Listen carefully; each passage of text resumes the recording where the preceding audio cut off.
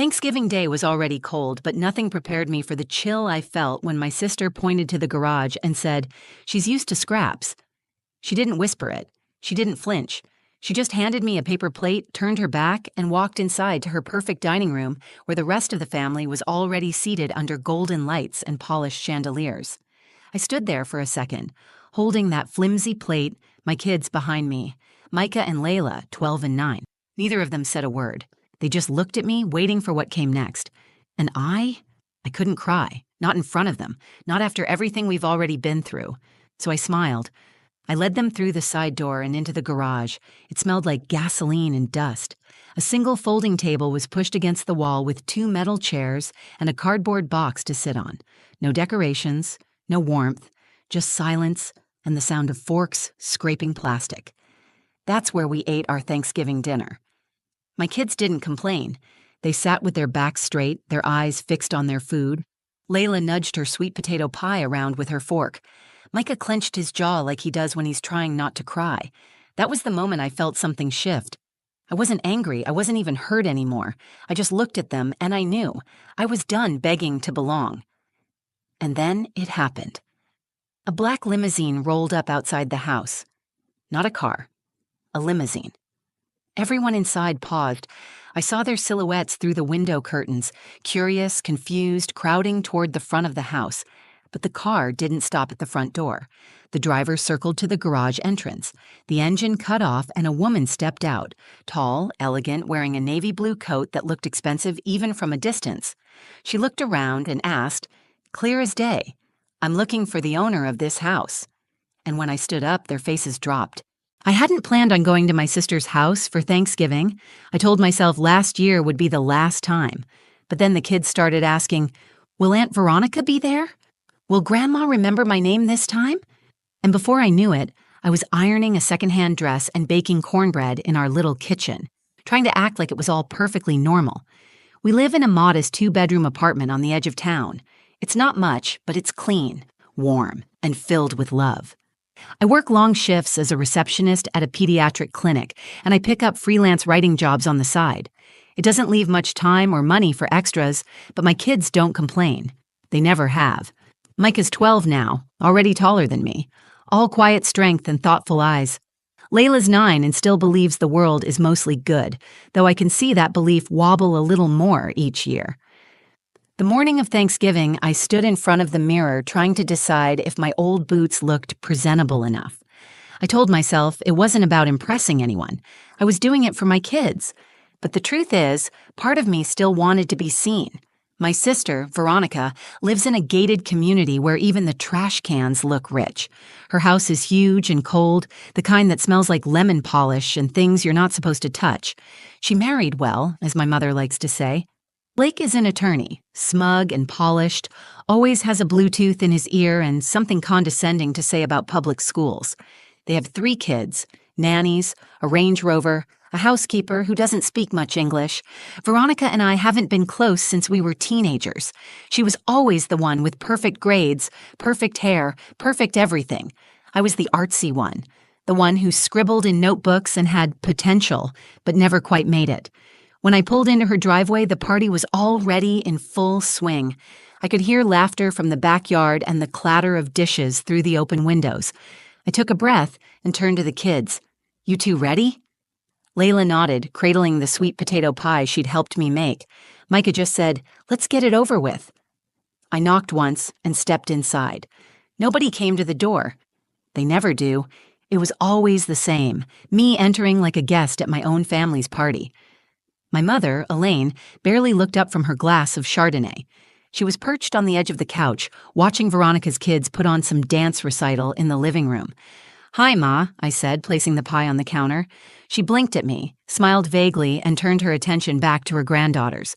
"Oh, you look tired," she said in that way she does, as if it's concern, but really it's judgment in a velvet dress. Veronica appeared from the kitchen in heels too high for someone making mashed potatoes. "Oh, you brought something," she said, eyeing the pie. "That's cute." Blake strolled by, holding a glass of something amber. "Hey, Cal," he said, using the nickname I hate. "Kids look big." We weren't offered seats. We weren't offered drinks. There was no help yourself, No welcoming gesture, no warmth. My cousins were all there, chattering, pouring wine, passing appetizers from one manicured hand to the other. And then there was me, standing in a corner with my 2 kids, smiling through the awkwardness like I always do. Layla whispered, "Can I give Grandma my pie?" I nodded. She walked over and held it out to my mom like she was handing her a treasure. My mother took it, looked at it for half a second, and said, "Oh, sweet potato, how quaint."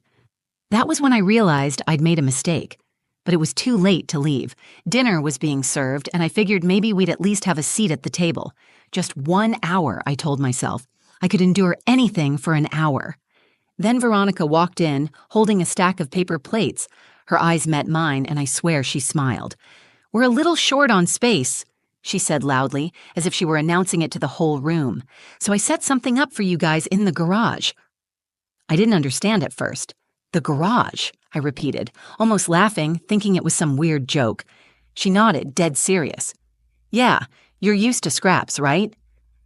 Every conversation in the room stopped. No one said a word. And just like that, I knew I was back where I always was, unwanted, overlooked, shoved aside like a stray dog who got in through the back door. My kids looked up at me, waiting to see what I'd do, so I smiled. I took the paper plates from her hands, and I walked them to the garage. The garage was cold. Not just physically cold, though it was that, too, with a thin draft slipping through the side door and the concrete floor leaching the warmth from our shoes, but emotionally cold. A place that wasn't meant to hold people, let alone family. It smelled like oil, cardboard, and neglect. There was a folding table set up against the far wall, 2 chairs and a crate, no centerpiece, no tablecloth, just a roll of paper towels and a few flimsy utensils. One of Veronica's kids' old booster seats sat dusty in the corner like a silent insult. Micah sat down slowly. Layla looked around, then reached up and touched my hand. "Is this where we're eating?" she asked quietly. I nodded. She didn't say anything else, just climbed onto the crate and rested her elbows on the table. Her little dress bunched awkwardly under her, and I saw her trying to smooth it out like it mattered, like someone would notice. I laid out the food we'd been given, turkey slices barely warm, some mashed potatoes with no gravy, and green beans that looked like they'd been microwaved in a plastic bag. No cranberry sauce, no bread, no second helpings. No one came to check on us. Micah held his fork for a long time before finally stabbing at a piece of turkey. "Why'd they put us out here?" he asked, not looking at me. I didn't have an answer. Layla's eyes were shiny, but she blinked fast, trying to be brave. "Did we do something bad?" I swallowed hard. "No, baby, you didn't do anything wrong." "But they're all inside," she said, "and we're out here. It doesn't feel like family." I could barely breathe. My chest was tight with the kind of ache that's more exhaustion than pain, when you've spent years trying to prove yourself to people who've already decided you don't count. I wanted to storm back in there, flip the table, scream. I wanted to throw their fake kindness in their faces and tell them exactly what I thought. But instead, I looked at my children and felt something even stronger. I felt shame. Not because I had done anything wrong, but because I had let it get this far, because I had dragged them into it, because I'd convinced myself year after year that maybe this time would be different. Maybe I could show up and be welcomed, respected, seen. I'd built my entire life trying not to be a burden, never asking for help, never taking up too much space, always saying thank you even when the kindness was hollow. I thought if I played by the rules, if I smiled enough, worked hard enough, kept my mouth shut, I'd eventually be let in. But I was still in the garage. And it wasn't just about a table. It was about being told you're not part of the real family, that you're an inconvenience, that you don't measure up. And watching your children feel that too, for the first time maybe, but knowing they'll remember it forever. Micah looked at me again, his jaw tight. "Can we just go?" His voice wasn't angry. It wasn't even sad. It was flat, number. And somehow that hurt even worse. I reached over and squeezed his shoulder. "Soon." We sat there in silence, eating slowly, the sounds of laughter and clinking glasses drifting in through the walls like a cruel echo. Every so often we'd hear someone open the fridge on the other side of the wall or the hum of the dishwasher, but no one came out. No one checked on us. I heard Veronica's laugh, sharp and bright, like it was coming from a stage, and my mother's soft reply, something about the wine being just perfect this year. No mention of us, not even a fake one. Layla finally spoke. I miss our house, even if it's little. Micah added, it's not little, it's just enough. And I could have cried right then. But I didn't. I smiled at them, even if it felt like my face might crack from holding it in. I said, we'll go home soon. And when we do, we're going to make hot chocolate, and we'll play Monopoly, and we'll be thankful for what we have, not what they think we should want. They both nodded. That's when I realized something I should have seen years ago. This wasn't my family anymore. Blood makes you relatives. Behavior makes you family. And my family was sitting right in front of me. Still, as I started cleaning up our plates and preparing to leave, I couldn't help but glance back at the house one last time. That's when the headlights swept across the driveway. A long, sleek black car pulled up slowly, quietly. A limousine, not a visitor's SUV or one of Blake's work clients. A limo, with tinted windows and a driver in a cap. Micah squinted through the garage door's dirty window. Is that? The engine shut off. We waited. And then the back door opened. A woman stepped out, and everything changed. The limousine door didn't swing open right away. It eased out, slow and deliberate, like whoever was inside wasn't in a rush, like they already knew they had everyone's attention, even from the garage. I stood completely still, my hands clutching the sides of the paper plate I hadn't thrown away yet. The kids had frozen too. Even they knew this wasn't normal. You don't get random limousines showing up in quiet suburban neighborhoods on Thanksgiving Day. Micah leaned closer to the window. Mom, you see that? I nodded. The house was suddenly quiet, eerily quiet.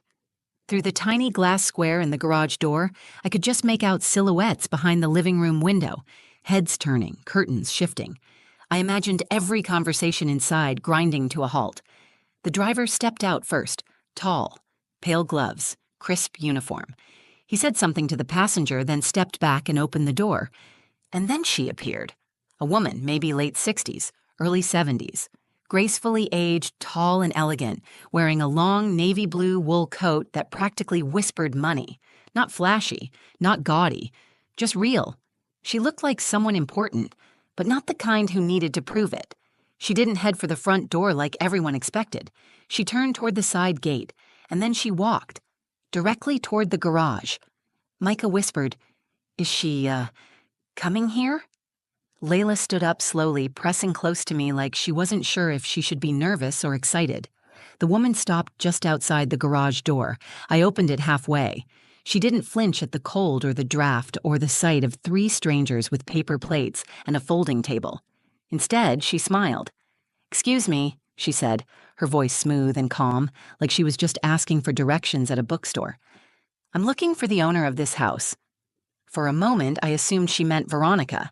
Maybe a friend, a client, one of Blake's colleagues, but something told me she already knew the answer. I swallowed and replied, That would be my sister. She's inside. The woman tilted her head. And you are? Callie Rivers. She took a slow step forward. Yes, you're exactly who I came to see. The garage was dead silent. Layla clutched my fingers tighter. Micah stood taller, like his instincts were kicking in, and he wasn't sure if he needed to defend me or run back inside. I asked, cautiously, Do I know you? She smiled again, but this time it held something more. Something like familiarity. My name is Margot Ellington. I'm the founder of Women Forward.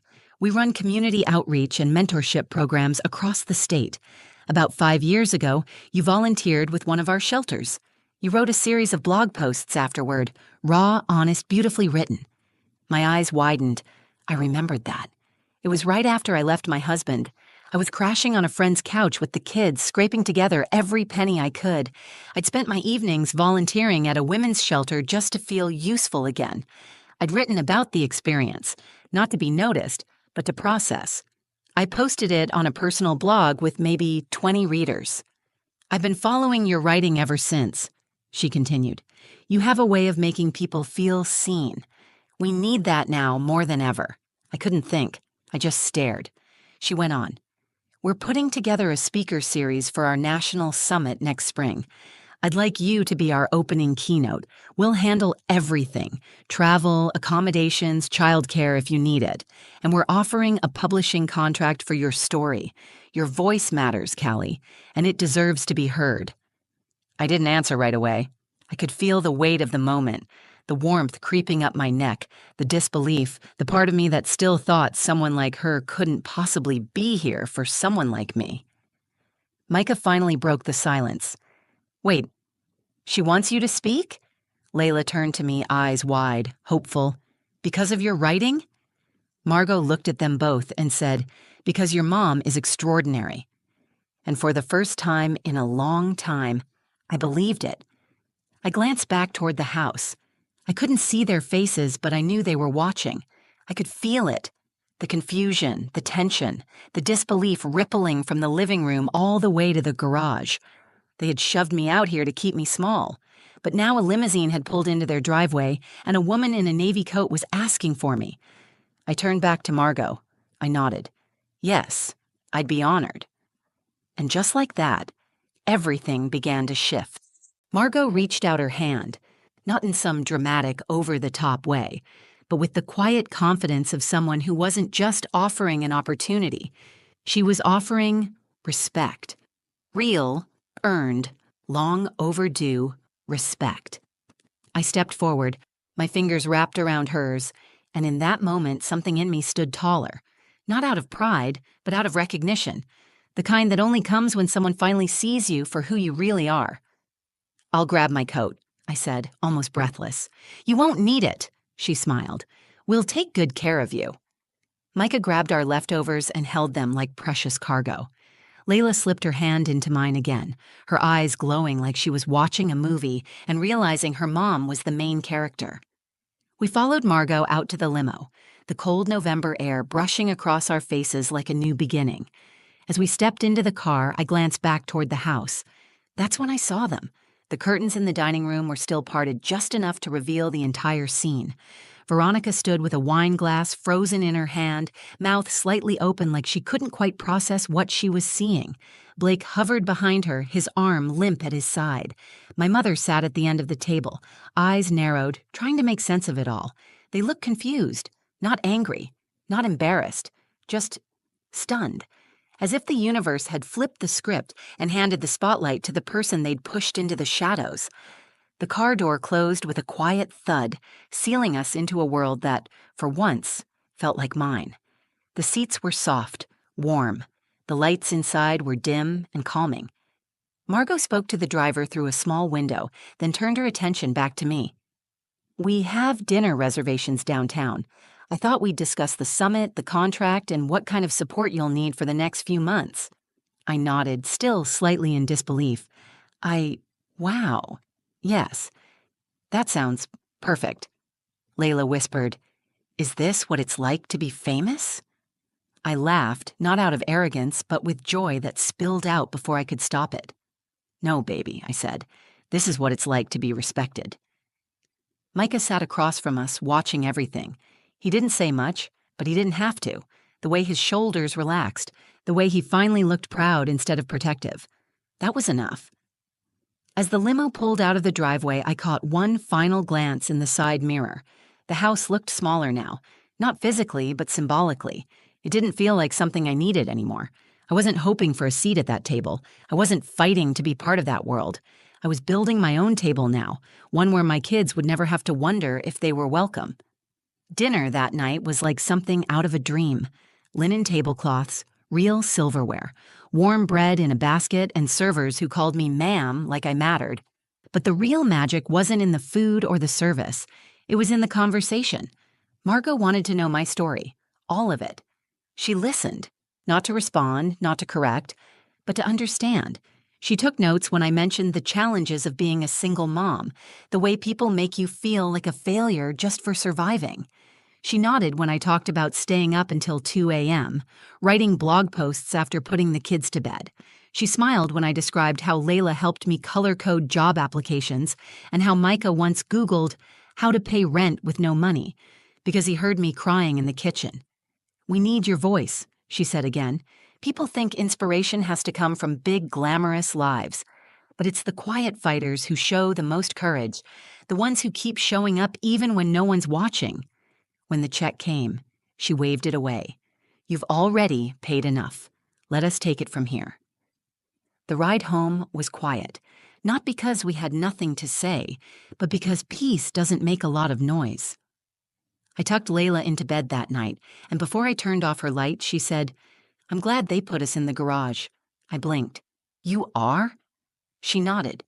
"Yeah, because if they didn't, the limo wouldn't have known where to find us." That stopped me. She was right. Sometimes you're pushed to the margins so you can find the path you were meant to walk, or so it can find you. I kissed her forehead. "You're smart." I get it from my mom. And just like that, I finally understood. They didn't break me that day. They revealed me. It's been almost a year since that Thanksgiving. And, in a way, I'm still trying to catch up to the woman I became in that garage. Some things changed fast, like the emails and phone calls that started coming in after Margot's team announced me as the opening speaker for their summit. Like the publishing deal that landed in my inbox with the subject line, "Your voice matters." Like the way people suddenly started remembering my name, not as Veronica's sister or Elaine's daughter, but just Callie. But other changes were quieter, the kind that happen in the space between heartbeats, when you stop apologizing for who you are, when you stop shrinking to make others comfortable, when you finally believe that your story doesn't need permission to be told. The keynote speech was terrifying and beautiful all at once. I stood on a stage in front of hundreds of women, CEOs, teachers, single moms, students, and I told the truth about the garage, about my kids, about the years I spent trying to be small enough to fit into a family that was never going to open its arms. I watched strangers cry. I watched them nod. I watched women line up afterward just to say, "Thank you, that was me." And in that moment, I felt more at home than I ever had around my own family. The book came a few months later. We titled it More Than Scraps. I cried when I saw the cover. My name in bold, not buried in fine print or hidden behind someone else's. My name, my words, my worth. The money wasn't life-changing, but the validation was. Micah started writing too. He keeps a journal now, and last week he read me a poem he wrote called "Chairs Don't Make the Table." He doesn't say much about that Thanksgiving anymore, but I know it left a mark, and I think he's learning to turn it into something good. Layla's still Layla, curious and kind, always watching. She asked if we could host Thanksgiving this year, just us and a few friends. No folding chairs, she said, only couches and pillows and warm food. So we did. The living room was too small for everyone to sit at once, but no one cared. People ate on laps and floors, laughing and sharing seconds. There were candles, music, and love, real love, wrapped around everything like a soft blanket. No one asked why we weren't at Veronica's, and I didn't offer. My mom sent a short message that morning, just 2 lines. "Hope you're well. Miss you sometimes." I stared at it for a while before replying. "We're doing fine. Hope you are too." No anger, no bitterness, just peace. Because here's what I've learned since that day in the garage.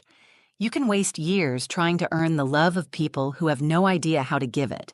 Or you can give that love to yourself and watch how it changes everything. There's power in walking away. There's power in building your own table.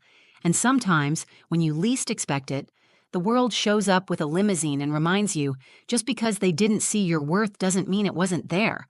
It was. It always was. And maybe, just maybe, being sent to the garage wasn't the insult I thought it was. Maybe it was the spotlight I didn't know I needed. If this story meant something to you, if you've ever been made to feel small, invisible, or not good enough, I want you to know you're not alone. And you never were. We all deserve a seat at the table.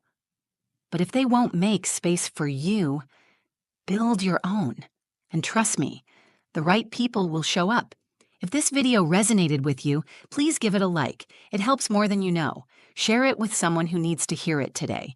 And if you're new here, or if you felt something real in this story, subscribe to the channel. We tell stories that matter, and yours might be next.